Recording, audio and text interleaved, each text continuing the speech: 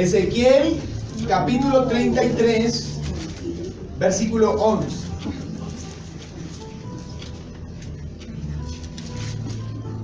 Dice amén. Amén. Dice la escritura: diles, vivo yo, dice el Señor Jehová, que no me complazco en la muerte del malvado, sino en que se vuelva el malvado de su camino y viva. Volveos de vuestros malos caminos. ¿Por qué queréis morir, oh casa de Israel? Oremos. Padre, te damos gracias por tu palabra hoy. Alabamos tu nombre. Tú preparaste este libro como un mensaje para nosotros que nos guía en nuestro peregrinaje, Señor. Queremos suplicarte, Dios, que hoy ella sea esa guía eficaz, esa guía efectiva, Señor, que nos guíe, que nos lleva por el buen camino, Padre. Que tu palabra sea abierta a nuestro entendimiento, a nuestros ojos, Señor, y que me uses a mí como un instrumento útil en tus manos para predicar la palabra, para predicar el evangelio, Señor, en el nombre de Jesús de Nazaret. Amén y amén. Toque a la persona que tiene al lado, dígale: cada uno trae uno. Dígale: usted nació. Dígale: usted nació para predicar la palabra de Dios. Amén. Tome así. Anote el título: no quiero la muerte. No quiero la muerte. Por años yo vine predicando todos los años solo los 5 propósitos: adoración, compañerismo, discipulado, servicio, evangelismo. Y así todos los domingos, como por 5 años. Pero este año el Señor me movió a otra cosa. Y entonces, ya usted se dio cuenta que comencé a tratar otros temas además, ¿no? Entonces tratamos los temas así como prácticos, porque también el pueblo de Dios necesita saber esas cosas, ¿no? Sobre la familia, la crianza, todas esas cosas así, ¿sí? Y entonces vamos a estar en ese mover, pero cuando se acerque el inicio de un ciclo de estudios del nivel, vamos a compartir sobre los propósitos de Dios para nuestra vida. Porque es la base de la iglesia, la base de Jesucristo, ¿verdad? Pero la base, pues, como administrativa, digámoslo de alguna manera, de la iglesia, son esos 5 propósitos que también se convierten en la base de nuestra vida. Porque entendemos que existimos para adorar, existimos para pertenecer a la familia de Dios, existimos para parecernos a Cristo, existimos para servir a otros y existimos para predicar el evangelio. Para esas cosas existimos. Pero siempre es bueno que nos hablen de eso, ¿no? Entonces, la pregunta que vamos a responder hoy es ¿a quién desea salvar Dios? ¿A quién desea salvar Dios de la condenación? ¿A quién desea salvar Dios de la ira? La pregunta es: ¿será que Dios quiere salvar solo a unas pocas personas y dejar el resto que se condenen? ¿Será esa la voluntad de Dios? Entonces, en el versículo que hemos leído, encontramos la respuesta a esa pregunta, ¿cierto? Encontramos revelada lo que es la voluntad salvífica de Dios. Así se llama, en sentido un poco técnico, ¿no? La voluntad salvífica de Dios. ¿A quién quiere salvar Dios? Pues como es tan importante, vamos a tomar este versículo y lo vamos a desglosar en palabras. Y vamos a explicarlo palabra por palabra. Y al finalizar vamos a ir al Nuevo Testamento para que usted se dé cuenta cómo hay pasajes en el Nuevo Testamento muy parecidos a este en cuanto a esa situación. Lo primero que dice ese texto es diles, ¿sí? ¿A quién hay que decirle? ¿A quién el profeta debe referir las palabras que Dios le está diciendo? El final del versículo 11 nos lo dice. Nos dice que es específicamente a la casa de Israel, ¿cierto? El final del versículo dice: ¿por qué queréis morir, oh casa de Israel? A la casa de Israel. Ahora, ¿quiere decir eso? Que esto no es para nosotros, que esto no tiene que ver nada con nosotros, que eso era para ellos y que nosotros solo tenemos que leerlo como para informarnos. No, porque en primer lugar, ahí está hablando de un sentimiento de Dios, por decirlo de alguna manera, un sentir, un sentimiento de Dios. Y usted sabe que Dios es inmutable, Dios no cambia. Esto que Dios siente ahora, ahí, que nos está diciendo que lo que Él siente es lo mismo que sentía ya cuando Adán y Eva, y es lo mismo que siente hoy, y es lo mismo que seguirá sintiendo con los meses y años que vienen de aquí en adelante. Entonces tiene que ver con nosotros. Y en segundo lugar, porque como ya le dije al comienzo, hay muchos pasajes en el Nuevo Testamento que se parecen a este. Y es una de las maneras de saber, porque en realidad hay cosas que son del Antiguo Testamento y solo del Antiguo Testamento, eso es innegable. Pero hay cosas que además de que son del Antiguo Testamento, también son para nosotros. Y lo descubrimos cuando vemos analogías, vemos versículos o pasajes muy similares en el Nuevo Testamento. ¿Me hago entender? ¿Me siguen, hermano? Al final vamos a ver esos textos, para que usted se dé cuenta que eso no era solo para la casa de Israel, sino que eso también es para nosotros los cristianos hoy en día. Luego de decirle diles y dejar claro a quienes que se van a dirigir esas palabras, siguen las palabras vivo yo. Entonces dice, diles, vivo yo. Ese vivo yo equivale a yo afirmo, equivale a yo les juro o yo les aseguro. Equivale a decir, ustedes pueden confiar en que esto es verdad y que no va a cambiar. No es que hoy yo voy a decir, no quiero esto, pero en unos siglos voy a decir otra cosa, sino que el Señor quiere que nos sintamos seguros, que podamos hacer una base de esto para nuestras vidas, que podamos confiar en estas palabras que Él va a decir de aquí en adelante. Es muy importante entender esas dos cositas que se desprenden de esas dos palabras. Lo primero es que el mensaje es para nosotros también, no solo para la casa de Israel. Y lo segundo es que el Señor lo va a jurar, el Señor lo va a afirmar, el Señor lo está asegurando, el Señor está diciendo, confíen en eso que es así. ¿Bien? Luego de la palabra vivo yo, sigue otra que dice el Señor Jehová, identificando claramente de quién provienen las palabras. No es cualquiera, es Dios mismo el que va a expresar aquí su deseo.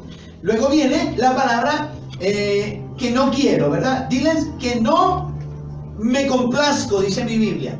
Pero la suya dice que no quiero, ¿cierto? ¿Sí dice así su Biblia? No quiero, ¿ven? Usted sabe que Dios tiene deseos también. Pero Él tiene deseos que a veces no se cumplen. Y eso no quiere decir que Dios es un frustrado y que Dios es un débil y que Dios es un pordiosero por ahí, porque pobrecito Dios, hay cosas que Él quiere y no pasan, ¿verdad? No, en su soberanía Él eligió que el hombre tuviera voluntad. Y por eso es que hay cosas que Dios desea y no pasan, porque el Señor respeta la voluntad de las personas. Entonces está lo que se llama la voluntad perfecta de Dios, que es aquello que sucederá, aquello que pasará sí o sí. Por ejemplo, usted va a Apocalipsis, usted encuentra todo lo que va a pasar en Apocalipsis, en los cielos nuevos, la tierra nueva, el juicio final. Eso pasará, ocurrirá. Es la voluntad perfecta de Dios, ¿cierto? Lo que Él quiere que pase. Pero está la voluntad permisiva, que es un ejemplo de eso. Cosas que Él quiere que pasen, pero Él da permiso de que no pasen. Entonces nadie está yendo contra su soberanía, nadie va no, antes está haciendo la voluntad de Dios cuando, por ejemplo, rechaza al Señor. Entonces, pero Dios tiene deseos, Dios tiene quereres, hay cosas que Dios ama, cosas en las cuales Dios se complace. Y es de los que nos habla este versículo, que no quiero, dice, no quiero. La palabra hebrea es Kahafet. Se la voy a deletrear para los que toman nota. K, K-J-A-F-E-T-S. K-J-A-F-E-T-S. Esa palabra se puede traducir de muchas maneras al español.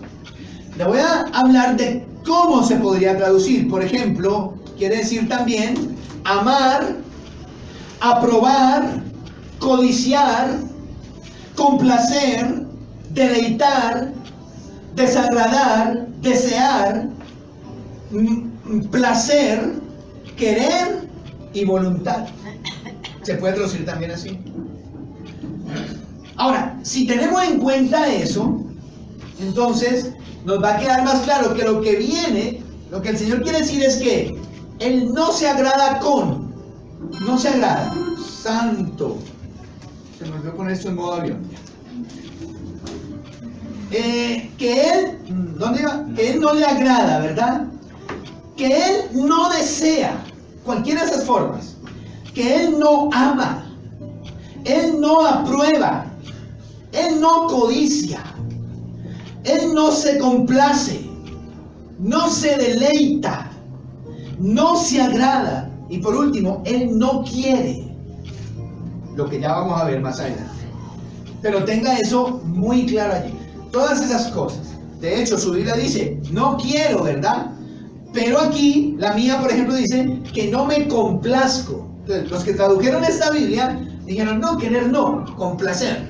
Entonces, Dios dice, yo no me complazco. Y si hubieran puesto, yo no amo, también estaría bien. Y si hubieran puesto, yo no deseo, también estaría bien. Porque la palabra hebrea, ¿cierto?, puede traducirse de cualquiera de esas formas. Solo el contexto va a indicar cómo debe traducirse.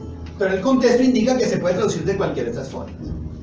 Entonces, diles, vivo yo, y luego viene, no quiero, querer, no quiero.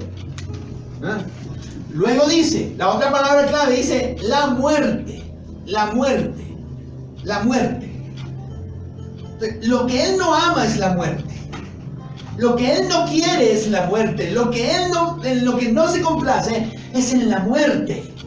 Lo que Él no codicia, lo que Dios no codicia es la muerte. ¿Pero a qué tipo de muerte se refiere aquí? Usted sabe por el Nuevo Testamento que existen 3 tipos de muerte. La muerte física.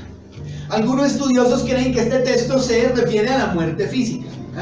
Dicen ellos que en el pensamiento hebreo no existía en este momento de su historia no existía la vida después de la muerte. Que todo terminaba en el Seol o en el sepulcro, y toman Seol como sepulcro, la tumba, ahí, ahí queda todo, ¿no? Pero que, entonces, esa muerte sería como el máximo castigo, el mayor de todos los castigos, ¿sí? Por eso él dice, no quiero la muerte. ¿Cómo se dice? No quiero castigarte, no quiero. ¿Eh? El segundo tipo de muerte es la muerte espiritual. La muerte espiritual, según el Nuevo Testamento, existe, que es aquellas personas que están vivas. El corazón les late, los pulmones reciben aire, exhalan aire, sus funciones motoras, cognitivas, afectivas, todas están activas, pero espiritualmente están muertos para con Dios. La muerte espiritual describe el estado peligroso, lamentable en que se encuentra un hombre separado y alejado de Dios, un hombre y una mujer. Entonces, si es lo que el Señor quiere decir, no quiero que estés en ese estado. Yo no deseo que estés en ese estado. Yo no amo, no me complace, no me agrada que estés en ese estado. Caminando por la vida, andando, pero lejos de mí, pecando, esclavo del pecado, amando el pecado. Yo no quiero eso. Podría ser también. Pero el caso es que está expresando el deseo de Dios. Primero, no deseo castigarte con la muerte. No deseo hacer eso. Entendiendo muerte como el máximo castigo por cuanto no existía la vida de ultratumba. O el Señor dice, no deseo que estés muerto espiritualmente. No es lo que quiero que estés así. Pero la tercera, y tal vez es la más acertada, es la muerte segunda que dice el Nuevo Testamento, o la condenación eterna. Muy probablemente cuando el profeta está hablando de la muerte, se está refiriendo a aquello mismo de lo que Jesús nos habló en Lucas cuando estuvo hablando de la historia del rico y Lázaro. ¿Se acuerdan? Porque así concebían, o ese era el estado de los muertos, antes de la resurrección de Jesús. Después de la resurrección de Jesús, eso cambió, pero eso es otro tema y no vamos a ir allá. Pero el caso es que antes de la resurrección de Jesús, el estado de los muertos, de los que pasaban a la otra vida, ¿cierto?, era el que Jesús describe en esa historia del rico y Lázaro. Si la recuerda, es que había un pobre, ¿no?, que tenía llagas y que los perros venían y le lamían las llagas y que andaba mendigando, ¿no? Y que se murió el pobre y que los ángeles vinieron por él y lo llevaron al seno de Abraham y que allá lo consolaban en el seno de Abraham, que sería como nuestro cielo, lo que ahora para los cristianos es el cielo. Eso pasa después de la muerte, dice ahí. Pero también estaba el rico que hacía banquete y que vestía lujosamente. Y el rico murió. Y cuando abrió los ojos, o sea, los cerró aquí a esta vida. Pero cuando los abrió en la eternidad, estaba metido en medio de una llama de fuego. Y dice que sentía sed. Y que decía que ojalá vengan y me mojen con una gotica de agua. Y estaba consciente, oía, veía, se daba cuenta de todo lo que pasaba a su alrededor. Y que también se daba cuenta de lo que pasaba aquí en la tierra. Porque tengo hermanos, no quiero que vengan aquí a este sitio. Yo no quiero que mis hermanos vengan. Manda que alguien se levante los muertos. Y bueno, esa fue más o menos la historia que Jesús contó en Lucas allí, respecto a la muerte segunda. Muy probablemente a lo que se refiere aquí el autor, el Señor, es a ese tipo de muerte. No sabemos en realidad cuál es. Muy probablemente es la última, ¿cierto? Porque ahí no lo especifica, solo dice, no quiero la muerte. Pero lo que sí sabemos, ¿verdad?, es que equivale a un castigo definitivo. Equivale esa muerte a un castigo severo y definitivo de aquellos que están sin Dios. Bueno, ya le amplío eso. ¿Ve? Entonces, diles, vivo yo, no quiero la muerte. Amén. La muerte. Luego, sigue. Del impío. Del impío. Sería la cuarta palabra. Ezequiel 33 nos está hablando de dos tipos de impío, ¿no? El primero es bien llamativo, ¿no? Y ese primer impío es el justo. Y ojo que el Señor lo llama justo, ¿no? El justo que vuelve atrás, al que se le amenaza con la muerte. Y eso es otro tema, ¿no? Pero a ellos se refiere. Ahí dice el justo, ahí no dice el que se creía justo o el que aparentaba ser justo, no. El justo. El justo que vuelve atrás. Lo amenazan con la muerte, con un castigo definitivo, severo. Pero también habla del impío, o sea, del que nunca conoció, el que nunca supo nada de Dios y vivió en sus delitos. O puede que haya sabido, pero no quiso someterse, no quiso venir a Él para vivir la vida de Dios. La palabra hebrea allí es rasha, rasha, así como la oye, rasha con H intermedia.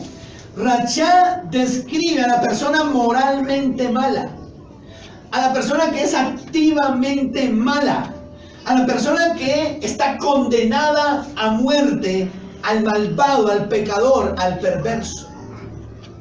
Todo eso es el impío al que se refiere allí, el impío. Bien. Ahora, si usted no me está haciendo entender mejor así, dice, ¿qué es un impío? Pues un impío es el que no es pío. Ya, acuérdese por eso, el pío. Entonces, ¿qué es un pío? Un pío no es el pollo, sino que pío es el santo, el piadoso. Si vean por los que vieron San Tropel. ¿Cuántos vieron San Tropel? Sí, San Tropel. ¿Cómo se llamaba el cura? Pío Quinto Quintero. Se llamaba el curita de San Tropel. Yo sé que estoy hablando de historia, pero tranquilos, muchachos. Pío. Pues pío quiere decir puro, ¿sí? Piadoso. O sea, el impío es pues el que no es pío, ni piadoso, ni nada. Claro, ¿sí o no? Pero fíjense lo que el Señor dice, no quiero la muerte de esa persona. No quiero la muerte de esa persona que es moralmente mala. No quiero la muerte del que es activamente malo. No quiero la muerte de los que están condenados ya a muerte por sus pecados y sus maldades. No quiero la muerte del perverso. Ahora, cabe notar, ¿verdad?, que aquí perverso no es el que mata, roba, asesina. No, el perverso es el pecador. Así se robe 100 pesos. Así haga mentiras grandes. ¿Qué? Así haga con... Sí, porque usted sabe que la gente dice, ¿cómo dice la gente? Tú eres un pecador. Dice, yo pecador, yo no le robo a nadie, yo no le hago mal a nadie. Pecador es el mono jojoy, ese sí está en el infierno. Pecador es Santos, ese sí es un pecador. Pecador es Petro, ese sí es un pecador. Pero yo no me meto con nadie, yo no le hago nada a nadie. No, ahí tenga la bondad, si usted no es cristiano, métase ahí, porque a usted le hablan ahí. Así no robe, así no mate, así no haga y deshaga. No. Pero la buena noticia es, el Señor dice, no quiero la muerte. No me complazco en que muera. Ese impío no me agrada. No codicio. No estoy buscando que ese impío muera. No estoy buscando castigarlo. No estoy buscando condenarlo. ¿Me hago entender? En lugar de eso, sigue diciendo el texto, las últimas palabras claves serían vuelva y viva. ¿Cierto? Sino que dice, sino que se vuelva el malvado de su camino y viva. Eso es lo que quiero. Eso es lo que amo. En eso es en lo que me complazco. Eso es lo que me agrada. Eso es lo que estoy buscando. Que deje su mal camino, que deje su mal proceder, se arrepienta y viva. Tenga vida, vida espiritual, vida eterna. ¿Amén? ¿Se fijan? Y porque el Señor quiere eso, desea, anhela eso, es que luego, después de ese punto seguido allí, viene casi que un ruego de Dios. Dice, volveos, volveos. ¿Sí o no? Volveos, volveos de vuestros malos caminos. ¿Por qué habéis de morir, oh casa de Israel? No hay necesidad de que mueras. No tienes por qué morir. Ahí está la oportunidad. Ahí están los brazos abiertos. Ahí está la puerta abierta para que vengas. No tienes por qué morir. Ven, ven. Casi que una súplica. ¿Por qué suplica? Es lo mismo que Jesús sobre Jerusalén. Amén. Jerusalén, Jerusalén, que matas a los profetas. ¿Cuántas veces quise recogerte y no quisiste? Ay, no, qué patético Dios, ¿no? Que Jesús tan patético, tan débil. Oye, yo primero que todo tendría mucho cuidado de decir eso, ¿no? O sea, y más bien le preguntaría, Señor, ¿por qué? Si tú eres Dios todopoderoso, soberano, tú podías obligarlos a que vinieran bajo tu... Pero es que tal parece que decidió no hacerlo así en su soberanía.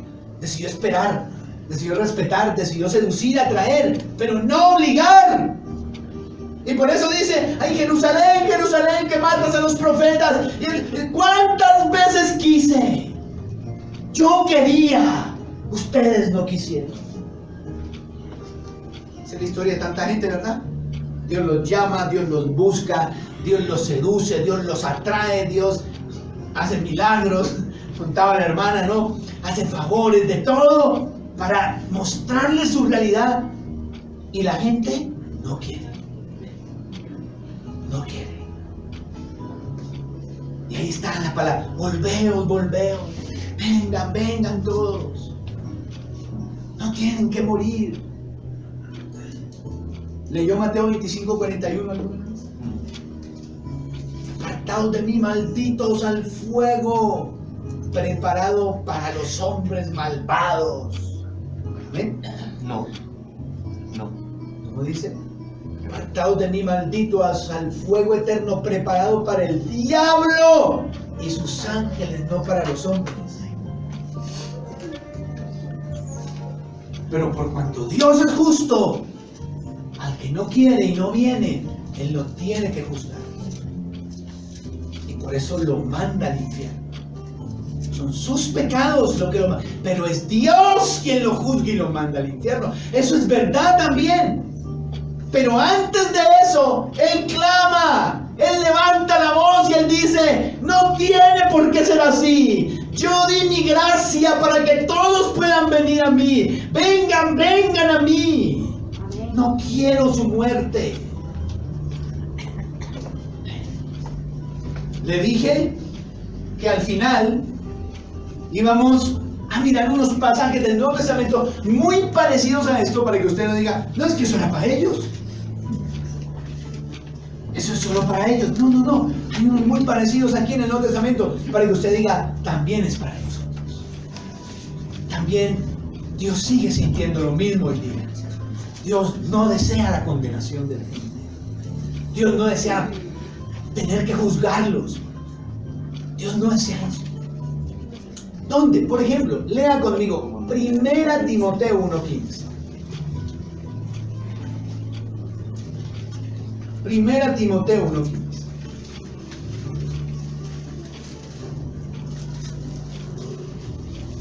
Dice ahí muy claro: es palabra fiel. ¿Recuerda lo que le dijo Ezequiel? Vivo yo. Es lo mismo que es palabra fiel. Es lo mismo. Y dice: y digna de toda aceptación, que Cristo Jesús vino al mundo para salvar a los pecadores. A eso vino. Para salvar. No dice salvar a pecadores. No dice salvar a algunos pecadores, sino que dice salvar a los pecadores, es decir, a los que están en estado de pecado, en esa condición de pecado. ¿Y quiénes están en esa condición de pecado? Todos los que están sin Cristo están en esa condición de pecado. Los cristianos me creen mucho, entonces ellos no. Nosotros también, pero eso es otra cosa. Ese es otro tema. Ahora, a la luz de este, hay que leer capítulo 2, versículo 4. Recuerden que ya dijo: ¿a quién quiere salvar? A los pecadores. Y luego el 4 dice: el cual quiere que todos los hombres sean salvos y vengan al conocimiento de Dios. ¿Cómo se parece esto a lo que dijo Ezequiel, verdad? El cual quiere que todos los hombres sean salvos. Ahora, todos los hombres aquí equivale a los pecadores del versículo 15. O sea, que no hay que decir que todos los hombres son solo unos hombres nomás, sino que todos los hombres son los pecadores. Y asimismo, a la luz del versículo 15 y el versículo 4, hay que leer el versículo 6, que dice: el cual se dio a sí mismo el rescate por todos. ¿Quiénes son todos? Lea el 4, todos los hombres. Y luego lea el 15, los pecadores. Del cual se dio testimonio a su debido tiempo. Dios no quiere mandar a nadie. Pero cuando toca, Él mismo los manda. Otro texto, Romanos 3:23. Con este termino. Romanos 3:23. Dice: por cuanto todos pecaron, están destituidos de la gloria. ¿Quiénes son todos ahí? ¿Quiénes pecaron? ¿Algunos? todos sin excepción hemos pecado. ¿Verdad? Unos ya hemos sido redimidos, Amén. pero otros todavía están destituidos de la gloria de Dios. O sea, léase, todos están condenados a muerte eterna. ¿Verdad? Pero lo importante es entender que todos pecamos, sin excepción, todos. Y luego dice, el verso 24, dice ahí, siendo justificados gratuitamente por su gracia. Ahora, ¿quiénes son esos que están siendo justificados gratuitamente por la gracia? ¿Quiénes son? Los mismos del versículo 23. O sea, todos. No hay que buscarle, ahí está bien claro. Yo está diciendo a Luisa que es difícil, y luego pensando dije, no es difícil, lo que pasa es que no puedo hallar otra manera más sencilla de explicarlo, es que es sencillo. Todos han pecado, y luego hablando de esos todos que han pecado y que están condenados a muerte, dice, siendo justificados. ¿A quién se refiere? A todos los que pecaron. Esos son los que están siendo justificados. Ahí está la voluntad salvífica de Dios, el deseo de Dios. Él proveyó a Jesús para que todos los que han pecado sean justificados. Las mentes inquisitivas en estar haciendo una pregunta ahorita, pero ahorita se la respondo. Sí. Luego el versículo 5, el capítulo 5, lo deja claro también, versículo 18. O sea, Pablo usa esa manera de hablar de Romanos 3:23, también aquí en Romanos capítulo 5, versículo 18, dice, así pues, como por la transgresión de uno vino la condenación a todos los hombres. ¿De quién está hablando ahí? De Adán. Así que por la transgresión de él vino condenación a todos los hombres. Y aquí sabemos que todos es todos sin excepción, porque en la transgresión de Adán, pues todos fuimos los que llegamos a recibir condenación. Y luego la segunda parte del versículo dice, de la misma manera, por la justicia de uno, vino a todos los hombres la justificación de vida. ¿Nota el paralelo? Adán, Cristo. Pecado de Adán, todos mueren. Justicia de Cristo, todos viven.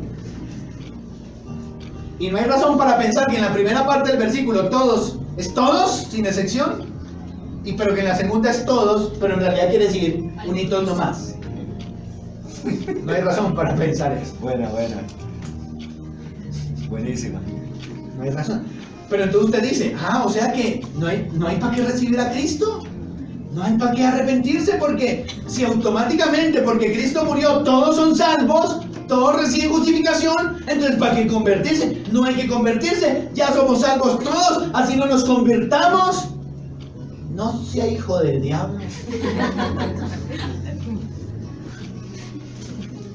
Porque el versículo 17 dice, pues si por la transgresión de uno solo, por ese uno reinó la muerte, mucho más reinará en vida por uno solo, Jesucristo. Y luego dice, los que reciben la abundancia de la gracia y del don de la justicia. O sea, Él murió por todos. Y Él vino a salvar a todos. ¿Pero a quién se le aplica? Dice el 17, a los que reciben. Solo a ellos. La muerte de Cristo es la puerta abierta, los brazos abiertos que dicen, vengan todos. Hay oportunidad para todos, hay salvación para todos. No tienes que condenarte, no tienes que ir al infierno, no tienes que podrirte por la eternidad, no tienes que vivir eso. Aquí están los brazos abiertos, pero los brazos se cierran solo sobre los que vienen. Sobre el resto no. O sea que no es universalismo. En la palabra de Dios. Y ahí está entonces, noten cómo esos textos se parecen a los de Ezequiel, porque expresan el deseo de Dios. Amén. La voluntad de Dios. Dios no desea que nadie muera. Dios no está allí.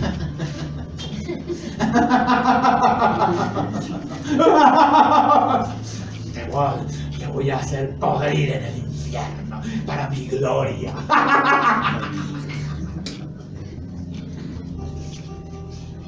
Dios está diciendo, no quiero que te pase eso. Gloria a Dios. No amo eso.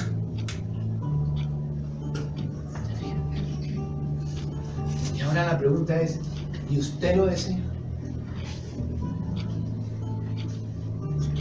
Primero usted desea pasar su eternidad en la muerte eterna, pudriéndose entre gusanos y fuego. Usted desea eso. Ah, pero es que eso es mentira. Pues yo de usted no me arriesgo. Porque qué tal que sí. Usted se está consolando y diciéndose a usted mismo, eso es mentira, eso no es verdad. Y me quieren asustar. Y eso, sí puede ser. ¿Y qué tal que sí? Es como decía Pascal, si no estoy mal. Pues si el día que me muera Dios no existe y todo era mentira, pues voy al hoyo y ya. Pero si es verdad,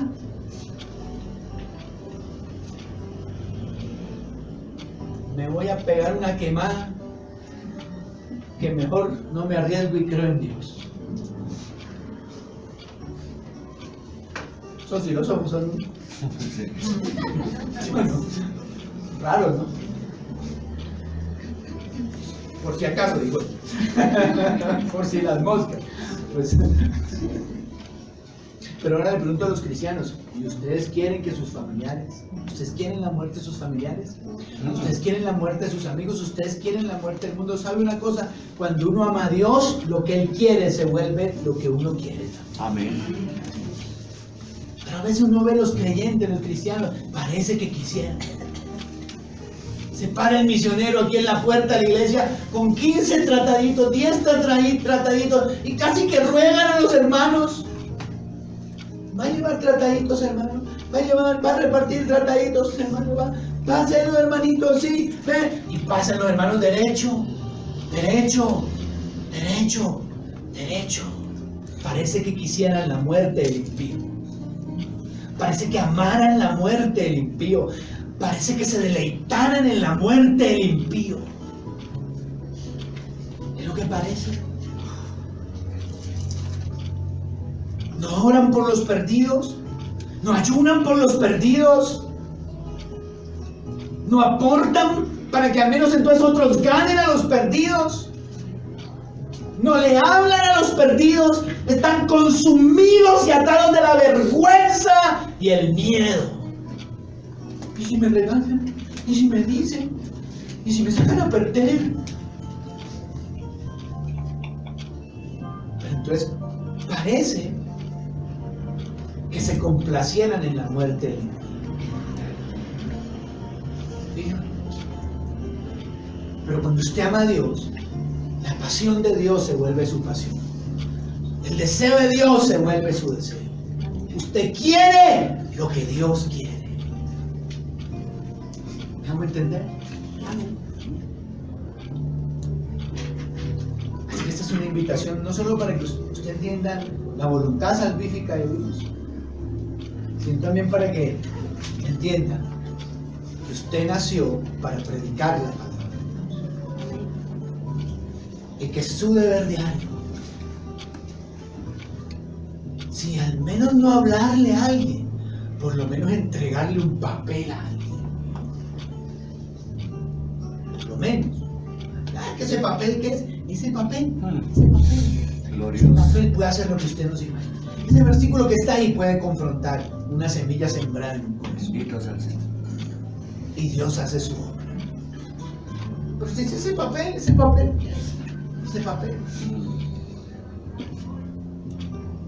Necesito más hermanas y hermanos aquí, como aquella hermana que nos inspiró a hacer eso de los volantitos. Cada semana pide su volante.